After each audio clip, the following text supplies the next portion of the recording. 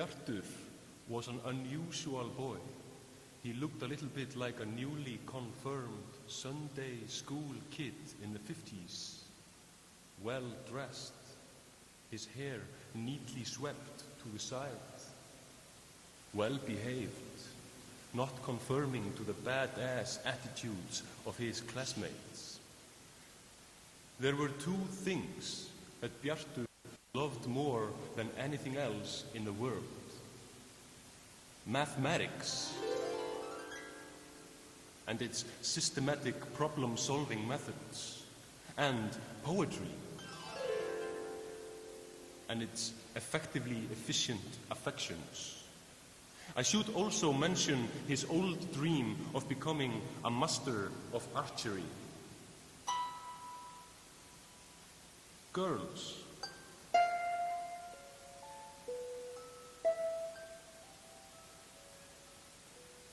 Girls were distant in Bjartur's life. They were to him like fruits that seemed a little bit too perfect. They had to be fake or even potion. So he kept away. Girls sometimes approached Bjartur. They thought he was a beautiful boy. But Bjartur would always tell them he had a very important math convention to attend to or a poetry night.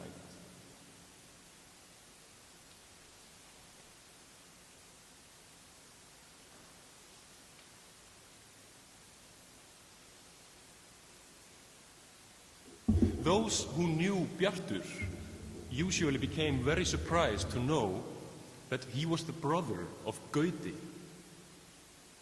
So were they unlike. Gauti was an infamous rascal called many names such as Stinky Lion, the Prison Meal, Gigolo, and Dope Fart. Once, he had actually been an excellent pilot at Iceland Air.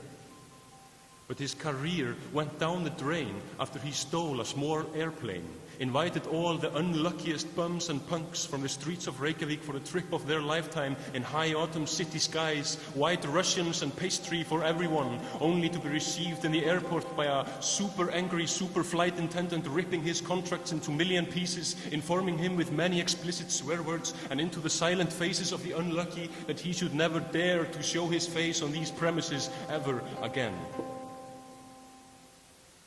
For Gauti and his misunderstood and ill-performed acts of charity and lack of capability to keep his feet on the ground in the face of cheers, young Bjartur was like an anchor that he could grab onto when life went a little bit too fast.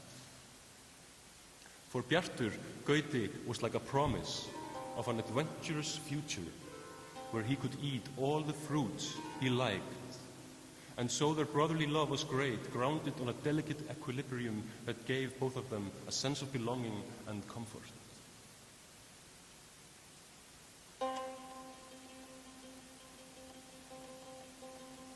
But things change and life takes unexpected turns, and now Gauti fell in love for the first time.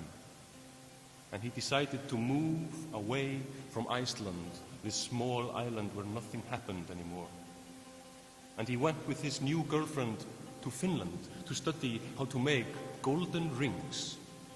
With pain and tears, the moment of departure arrived, and Gauti promised by his life he would write letters to his younger brother as often as he could, and told him not to worry.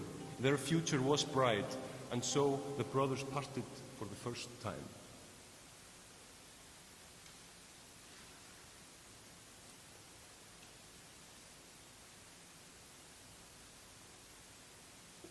Only a few weeks later, the first letter came. Bjartur knew instantly that it was from his older brother in Finland, because his name was spelled wrong and it smelled of booze and cigars.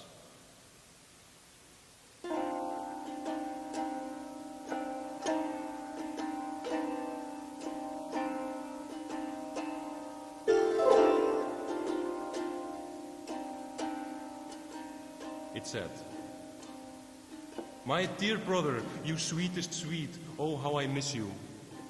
I've made a mistake, and I don't want to see the same happen to my younger brother.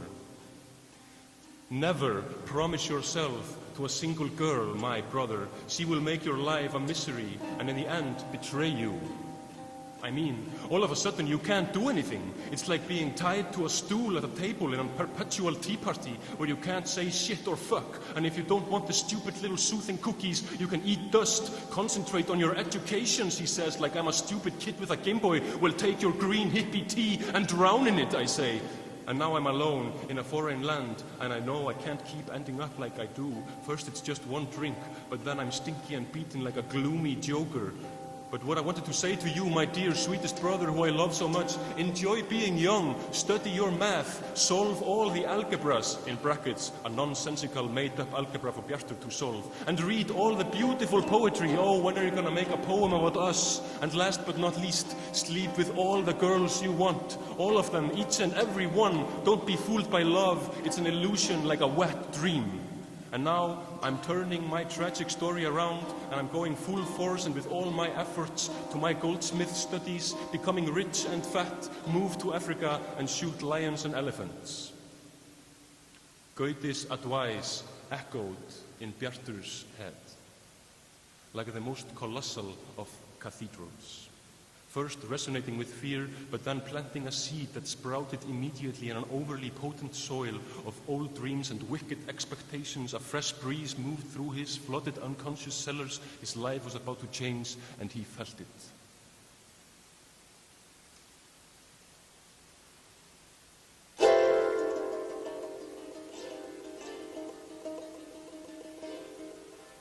Bjartur had a plan. He always had to have a plan. A good plan with a clear goal made everything easier.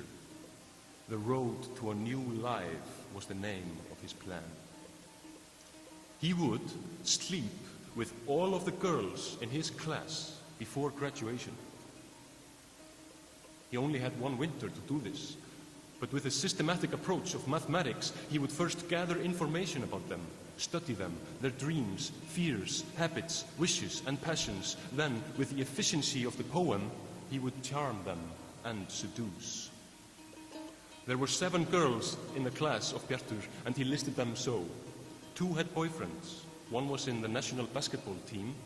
One was a singer in a punk band. One was totally mysterious and distant to everyone. One was in a wheelchair, and one wanted to sleep with everyone, and had once tried to get Bjartur home after a school excursion, touching his thighs lightly on the bus on the way home. Total panic. Bjartur had lied to her. He had a very important math convention to go to. Later thinking to himself, what if, from now on, there would be no more what if?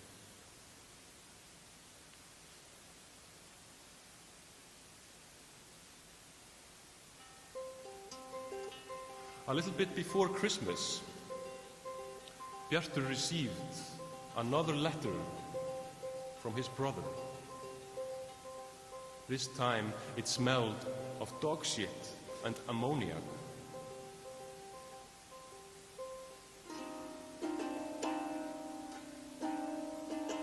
It said,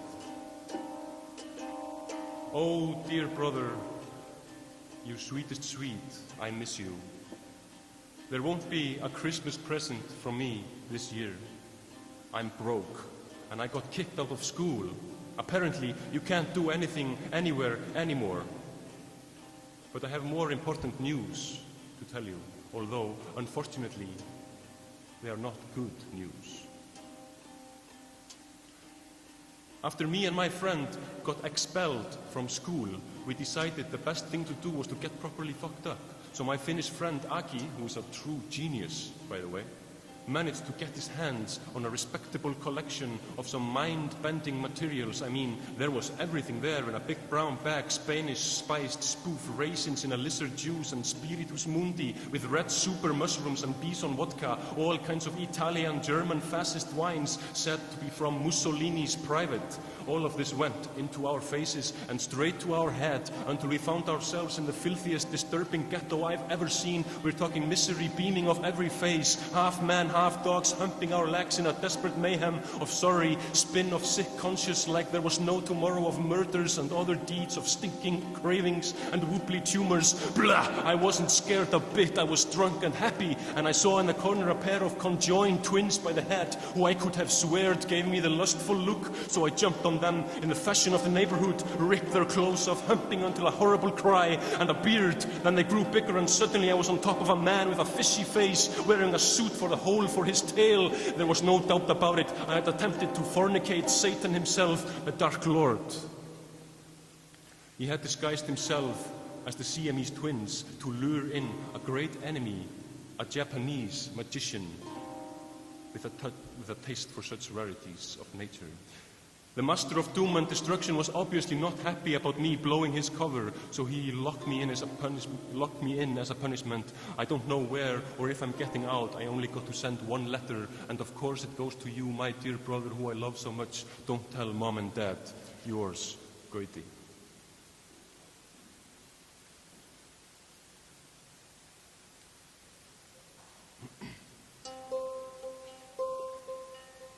After Christmas, fireworks and New Year's, school started again. And to everybody's surprise, a new girl started in Bjartur's class, which was a bit of a disappointment for Bjartur, because he had worked so hard gathering information about the girls and scheming how to seduce them and charm. So he was getting anxious to get that part of the process starting. She had to be spied on and slept with. During his earlier research, he had discovered the terrible secret of the mysterious, distant girl in the class. She had a baby with her father, who she loved very much. But her father was dead.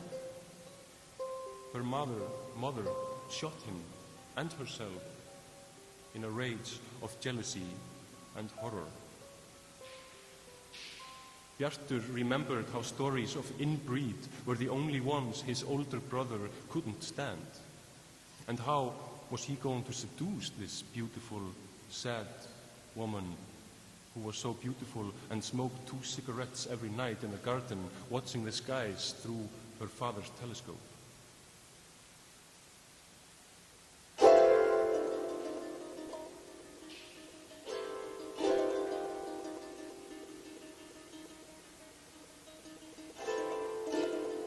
Bjartur had no time to lose. From a safe distance, he followed the new girl after school. She was tall. She bore the strong characteristics of an Eastern European. She looked much older than all of Bjartur's classmates, and actually it was kind of ridiculous to have her around in school. In her extreme high heels every day, net stockings every day, extra short skirt every day, and fur the size of 4 dead lassies around her neck, smoking a pack of cigars easily and chatting exclusively about sins and nightmares. For 5 days, Bjartur followed her after school, but each time she disappeared into a different house and wasn't seen until the morning after in school. Then a new letter arrived from Gauti. This time it was clean and did not smell of anything. It said,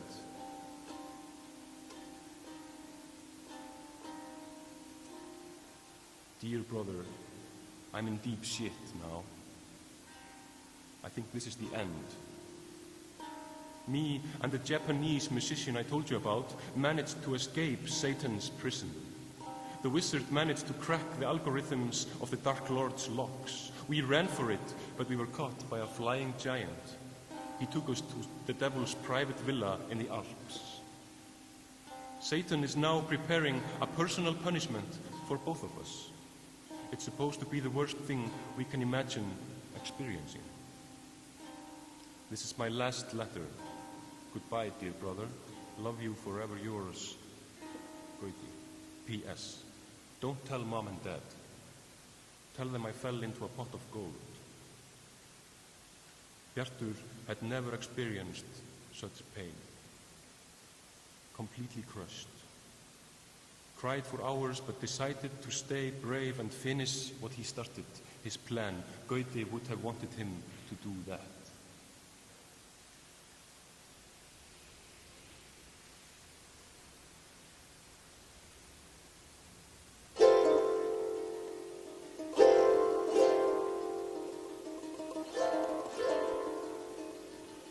Yet again, Bjartur followed the new girl after school. This time, to his amazement, after following her through town, from the schoolhouse, through the churchyard, over the street by the computer shop, up the small hill, and over the red bridge where the stones looked terribly much like shouting faces, he observed her entering his own house. And after a good time of baffled paralysis, he followed her into the silent premises.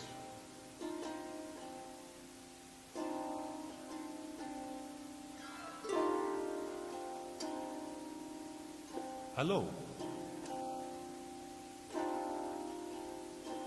Nobody was there. Nobody answered. A cigar smoke coming from Gauti's old room.